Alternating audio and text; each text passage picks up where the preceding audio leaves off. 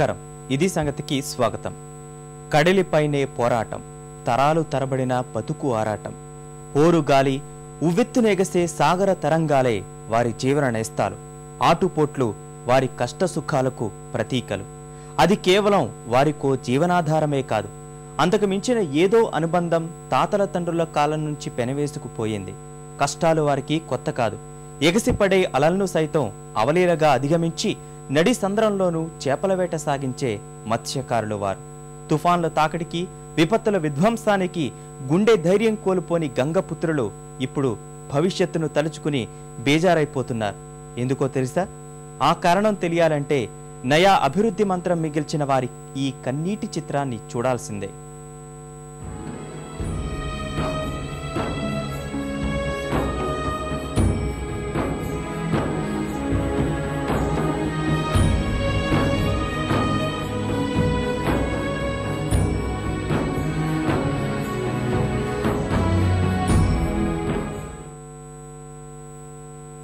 ఇన్నాళ్లు కుత్తసొత్తుగా భావించిన తీరం పరిశ్రమల పరమవుతుంటే, జీవనాధారమైన సముద్ర జలాలు వ్యర్థ రసాయనాలతో కలుషితంగా మారుతుంటే ఏమీ చెయ్యలేని నిస్సహాయ స్థితి వారిది. మన రాష్ట్రంలో శ్రీకాకుళం మొదలుకొని తడ తీరం వరకు లక్షలాది మంది సంప్రదాయ మత్స్యకారులది ఇప్పుడు దయనీయ స్థితి. తీరంలో విస్తరిస్తున్న పరిశ్రమలు తమ జీవనోపాధిని కబలిస్తుంటే, మత్స్య సంతతి కనుచూపు మేరలో కూడా కనబడకుండా పోతే, చేపల వేట మాత్రమే తెలిసిన బెస్తన్న ఏం చెయ్యగలడు? చేష్టలుడిగి చూడడం తప్ప.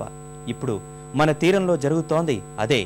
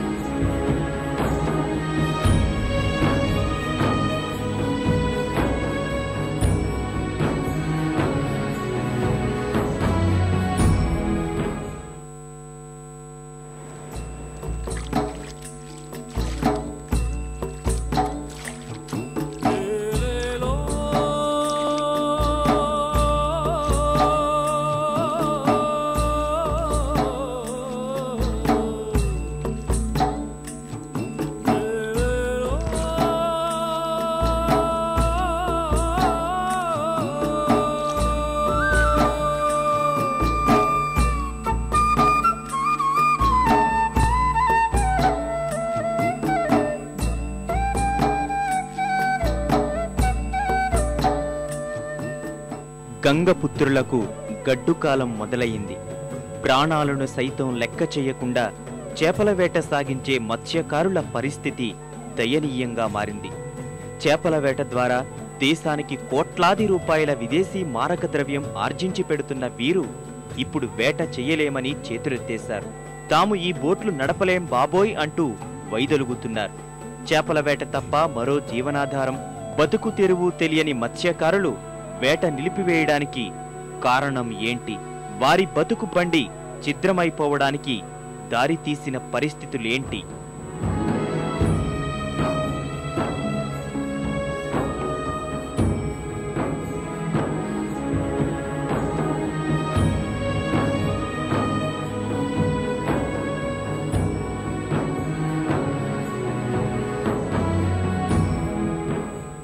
ఏ వృత్తిలోనైనా ఉద్యోగంలోనైనా కొంత నష్టభయం ఉంటుందని చెప్పుకోవచ్చు, కానీ మత్స్యకారుల జీవితాలు మాత్రం అందుకు పూర్తిగా భిన్నం. ఒక్కసారి సముద్రంలోకి వెళ్ళాక చేపలు పడతాయో లేదో, ఆదాయం వస్తుందో రాదో ఎవరూ చెప్పలేరు. అసలు ప్రాణాలకు కూడా గ్యారంటీ లేదు. ప్రాణాలను సైతం పణంగా పెట్టి మత్స్యకారులు సాగిస్తున్న జీవన పోరాటం ఇది. తెల్లవారక ముందే మత్స్యకారుల దినచర్య మొదలవుతుంది. వలలు, గేలాలు, ఇతర సామాగ్రితో మత్స్యకారులు నాటుపడవలపై చేపల వేటకు బయలుదేరతారు. నలుగురైదుగురు కలిసి ఒక్కో బోటుపై వెళితే మధ్యాహ్నానికి పడవ నిండుగా చేపలతోటి తిరిగొచ్చేవారు. సాయంత్రానికి దగ్గరలోని మార్కెట్లోనో లేకపోతే ఇంట్లో ఆడవాళ్లు సమీపంలోని గ్రామాలకో వెళ్లి చేపలు విక్రయించుకొస్తే తిండికి బట్టకు లోటు లేకుండా వారి జీవనం సాఫీగా గడిచిపోయేది. కాని పరిస్థితి మారింది. మత్స్యకారుల బతుకు పడవ తిరగబడింది.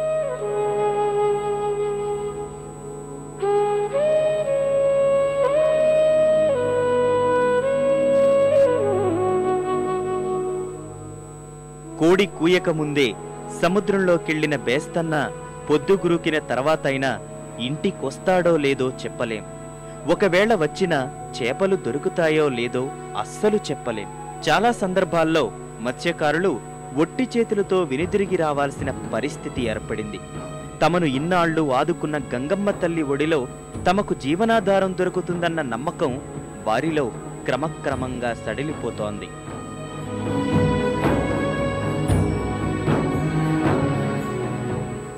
మీరు ఒకసారి సముద్రంలోకి ఏదో తిరిగి వస్తారన్న గ్యారంటీ కూడా ఉంటుంది కదా? ఉండదు, ఫస్ట్ ఎప్పుడు ఉండదు గ్యారంటీ.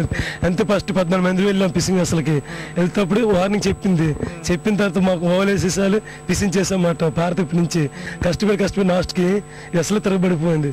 ముగ్గురు మాత్రం లైఫ్ లో బోటు దొరికిందన్నమాట. ఆ బోటు దగ్గర అందరూ దూకిపోయామాట. ముగ్గురు తెక్క వాళ్ళందరూ మునిగిపోయారన్నమాట. 11 మంది వాళ్ళు మా కళ్ళతోటి చనిపోయారు మొత్తం. మనం అలాగే వస్తామో మాకు తెలియదు. అలాగనమాట మేము ఒక ఈయనకే వెళ్తాం. మేము వస్తామో రామో తెలియని వెళ్తాం. మేము లోపలికి వెళ్ళాలని.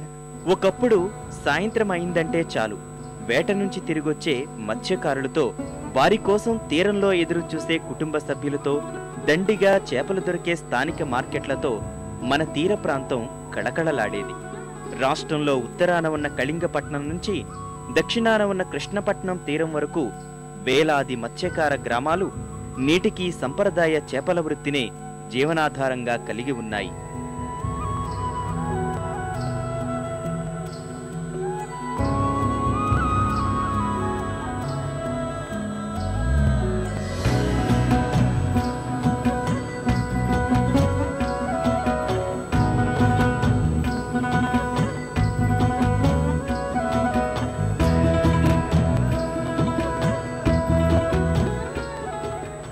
రాష్ట్రంలో 14 లక్షల మంది మత్స్యకారులు ప్రత్యక్షంగా పరోక్షంగా చేపల వేట మీదనే ఆధారపడి జీవిస్తున్నారు. విశాఖ, కాకినాడ, నిజాంపట్నం వంటి చోట్ల మరపడవులు ఉన్నప్పటికీ వాటిని మత్స్యకారులే నడుపుతున్నారు. ఒక్కో మరపడవపై దాదాపు 20 మంది మత్స్యకారులు ఆధారపడి జీవిస్తున్నారు. దేశానికి కోట్లాది డాలర్ల విదేశీ మారక ద్రవ్యం అందించడంలో మత్స్య పరిశ్రమ ముందు వరుసలో ఉంటోంది. అలాంటి పరిశ్రమ ఇప్పుడు కష్టాలతో విలవిలలాడుతోంది. మరపడవల నుంచి నాటుపడవల వరకు అన్ని చోట్ల దైన్యమే. ప్రాణాలను సైతం లెక్క చేయకుండా జీవనోపాధి కోసం బతుకు పోరాటం చేసే మత్స్యకారులకు ఎందుకీ దుస్థితి?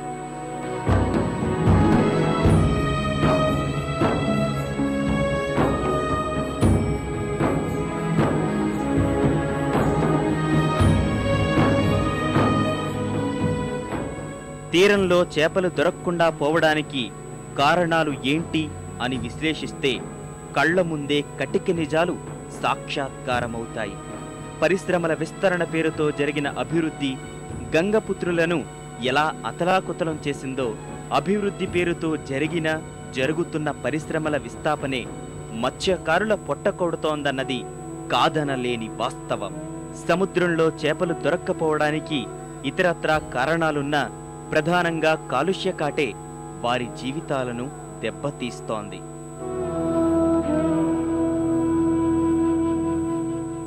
పడుతున్న చేపలు అదే దొరికే వాళ్ళకి దొరుకుతుంది, లేదని దొరకని దొరకట్లేదు. అది దొరికిన వాళ్ళకైనా రోజు దొరకట్లేదు. ఒక వారం 40 తిరగాలి, లేకపోతే ఎక్కడికో బయటికి వెళ్ళి చూసుకుని డబ్బులు ఖర్చు చేసి మళ్ళీ సముద్రంలోకి వెళ్తే దొరుకుతుంది.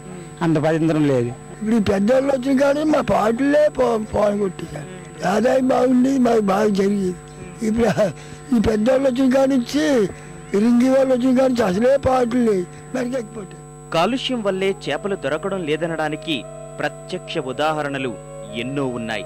విశాఖ ఫిషింగ్ హార్బర్లో ప్రధానంగా మరపడవల ద్వారా వేట సాగుతున్నప్పటికీ జిల్లాలో సంప్రదాయ మత్స్యకారుల సంఖ్య తక్కువేం కాదు. విశాఖ నగరంలో భాగంగానే ఉన్న పేద జాలారిపేటలో వేలాది మంది మత్స్యకారులు సంప్రదాయ విధానాల్లోనే వేట కొనసాగిస్తున్నారు. జిల్లాలోని గంగవరం, దిబ్బపాళెం, అప్పికొండ, ముత్యాలంపాలెం, రేవు పోలవరం, పూడిమడక ప్రధాన మత్స్యకార గ్రామాలు. గంగవరం పోర్టు దెబ్బకు దిబ్బపాలెం, గంగవరం గ్రామ మత్స్యకారులు వేటను పూర్తిగా వదిలేసుకున్నారు. కాలుష్య కారకాలు పెరిగిపోవడంతో పేద జాలారిపేట, అప్పికొండ మత్స్యకారులకు తగినన్ని చేపలు లభించడం లేదు. వల చాలా దూరంగా వస్తున్నాయి. 200 మీటర్ బార్లు, 300 బార్లు రౌండ్ క్రాష్ మటుకు ఎర్ర ఎక్కడ ఉన్న సరే మటుకు దాన్ని బట్టి చిన్న చేపలు జరగకుండా చేస్తుందన్నమాట. రాయిల్లో కూడా చేపలు కూడా లేకుండా చేస్తున్నారు. వాళ్ళు ఏ చేపల కన్నా చేపలకి వేస్తున్నారు. విశాఖ జిల్లాలోని మిగతా మత్స్యకార గ్రామాల్లో పరిస్థితి మరింత తీవ్రంగా ఉంది. పరవాడ మండలం ముత్యాలంపాలెం గ్రామంలో ఒడ్డుకు చేర్చిన పడవలు ఇవి. దాదాపు 5,000 మంది మత్స్యకారులున్న పెద్ద గ్రామం ముత్యాలంపాలెం. ఇలాంటి ఊరిలోనే 11 నెలలుగా తెప్పలన్నీ ఒడ్డునే సేదతీరుతున్నాయి. వేటలు లేకపోవడంతో లక్షలాది రూపాయలు విలువ చేసే వలలన్నీ ఇసుకలో ఊడిపోతున్నాయి. వేటే సర్వస్వంగా బతికే గంగపుత్రులు ఇలా అర్ధాంతరంగా వేటను వదిలేయడానికి కారణమేంటని అడిగితే ముత్యాలంపాలెం వాళ్ళు ఎందుకు వేట మానేయాల్సి వచ్చింది? ముత్యాలంపాలెం ఎందుకు వేట మానేవలసిందంటే ఎన్టీపీసీ వల్ల ఈ ఫార్మాసిటీ వల్ల ఉపాధి కూలిపోయిందండి. కంపెనీలు రాకముందు వేట ఎలా దొరికిందంటే అప్పటికి పైప్ లైన్ వేయలేదు. అప్పటికి ఈ 4-5 సంవత్సరాల ఆబోడికి కొద్దిగా వేట తగ్గిపోతుంది. పైపులు అంటే ఎన్టీపీసీ బ్రిడ్జ్ ముందు నుంచి పక్క నుంచి తవ్వుకొని భూమిలోంచి తవ్వుకొని తీసుకొచ్చి అక్కడ సముద్రంలో ఇంచుమించు 10 కిలోమీటర్ల లాంగ్లో వేశారండి. అక్కడ ఇంచుమించు ఒక 5-6 సంవత్సరాల నుంచి మాకు ముందు వేట విపరీతమైన రొయ్యలు కానీ చేపలు కానీ విపరీతంగా పడేవి. ఇప్పుడు ఒక్క చేప కాదు ఏది పడట్లేదు. పూర్తి మేసాలి పోటీ గంగలోకి వెళ్ళే పురుగు దొక్కనేది. ఎన్టీపీసీ రామ్కీ ఫార్మాసిటీ ఏర్పాటైన తర్వాత పరవాడ చుట్టుపక్కల మత్స్యకార గ్రామాల్లో పరిస్థితులే మారిపోయాయి. ఎక్కడైనా పరిశ్రమలొస్తే అభివృద్ధి జరుగుతుంది అంటారు, కానీ ఇక్కడ మాత్రం భిన్నంగా జరిగింది. థర్మల్, ఫార్మా కాలుష్యాల దెబ్బకి గత 3 ఏళ్లుగా సముద్రంలో చేపన్నది దొరకకుండా పోయింది. కడుపు మండిన మత్స్యకారులు బతుకు పోరాటానికి దిగారు. అందుకే పరవాడ ప్రాంతం ఇప్పుడు మత్స్యకారుల ఆందోళనతో ఉద్రిక్తంగా మారింది.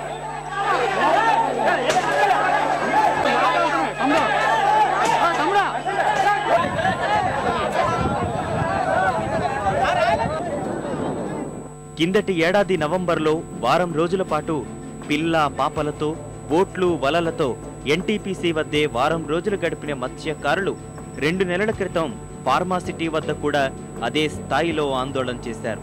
ప్రస్తుతం ఎన్టీపీసీ ఫార్మాసిటీ నుంచి వ్యర్థ జలాలు సముద్రంలో కలిసే ఉప్పుటేరుకు అడ్డుకట్ట వేసి మరీ ఆందోళన సాగిస్తున్నారు.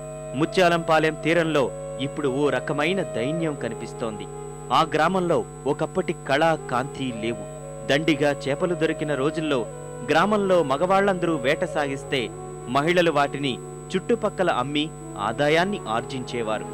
ఇప్పుడు వేట లేకపోవడంతో ఆడవాళ్లందరూ కూలి పనులకు వెళ్లి కుటుంబాలను పోషిస్తున్నారు.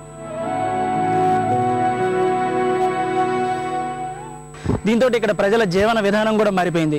చెప్పండి, ఇంతకుముందు మీరు కూలికెళ్ళే వాళ్ళు కాదు కదా, ఇప్పుడు కూలికెళ్లాల్సిన పరిస్థితి ఎందుకు వస్తుంది? మాకు ఏటకి చేపలు లేవు, చేపలు అమ్ముకుండేవాళ్ళు. ఇప్పుడు చేపలు గీపలు పడక కూలి పనులకి చిన్న పిల్లలు వెళ్తారు. ఎన్టీపీసీ అంటే ధర్మ చేయలేదు, పరమాసిటోడు ధర్మ చేయలేదు. ఇక్కడ గొడవలు పడితే ఏటకెళ్ళడం మానేశారు అంతే. మగవాళ్ళు కానీ ఆడవాళ్ళు కానీ పిల్లలు కానీ పిల్లలకి చదివేలా అనిపించేసుకో కూలి పని పంపించుకోవడం వస్తుంది. ఒకప్పుడు మా వేటకెళ్తే మాకు రోజుకి 400 2,000-3,000 రూపాయలు దొక్కి మా ఆడవాళ్ళు ఇంటి దగ్గర చక్కగా కూర్చొని హ్యాపీగా ఎటువంటి ఇబ్బంది లేకుండా బతికేవాళ్ళు.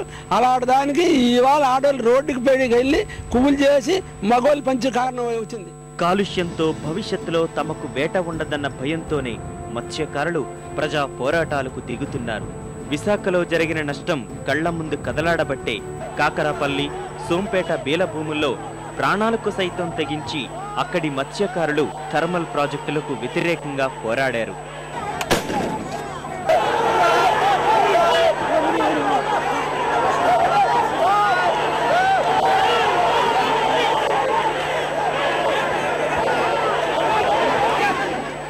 శ్రీకాకుళం, విశాఖ మాత్రమే కాదు, కాకినాడ తీరంలోనూ అదే సమస్య. రిలయన్స్, ఓఎన్జీసీ గ్యాస్ వెలికితీత కార్యక్రమాల వల్ల ఆ చుట్టుపక్కల కొన్ని కిలోమీటర్ల పరిధి వరకు చేపలు దొరకడం లేదు. గ్యాస్ నిక్షేపాలున్న పరిధిలో సంప్రదాయ మత్స్యకారులను దరిదాపులకు కూడా రానియడం లేదు. ఇప్పుడు నెల్లూరు సమీపంలో దాదాపు 24,000 మెగావాట్ల సామర్థ్యంతో థర్మల్ విద్యుత్ కేంద్రాలు ఏర్పాటు కానున్నాయి. ఇవన్నీ పూర్తయితే నెల్లూరు తీరానికి ఇదే పరిస్థితి ఎదురవుతుంది.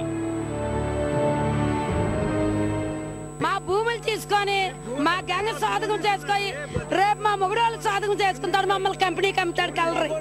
మాకంత పరిస్థితి వచ్చింది. వాళ్ళ మేన్ని మా అడిగినది, వాళ్ళ తాతల తండ్రులు మేన్ని అడిగినది. మా తాతల తండ్రులు పండించుకుని గంగ మీకు భూములు ఎప్పట్లో ఉంటే మాకు సముద్రం, మా మాకు ఇచ్చేయండి మా విలపాలు అందరం అందులో చస్తే చస్తాం బతికితే బతుకుతాం ఎవరు మాన్యం మేము అడిగామని మమ్మల్ని పోలీసులు గన్నులట్టు పేలుస్తానికి కలర్ పంపించాడు